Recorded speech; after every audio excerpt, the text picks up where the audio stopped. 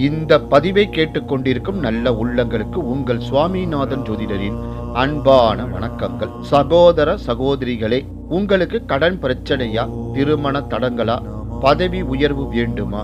வாருங்கள், பரிக்கல், பூவரசன் குப்பம், சிங்கிரிக்குடி ஆகிய 3 தலங்களையும் ஒரே நாளில் தரிசித்தால் கடன், குடும்ப பிரச்சனைகள் அனைத்து தோஷங்களும் விலகும் என்பதை பற்றி இந்த பதிவு மூலம் நம்ம தெரிஞ்சு கொள்ள போகின்றோம். பதிவுக்குள்ள போறதுக்கு முன்னாடி நம்ம யூடியூப் சேனலை யாரெல்லாம் சப்ஸ்கிரைப் பண்ணுங்க, ஷேர் பண்ணுங்க, லைக் பண்ணுங்க. இப்ப பதிவுக்குள்ள போயிடலாம்.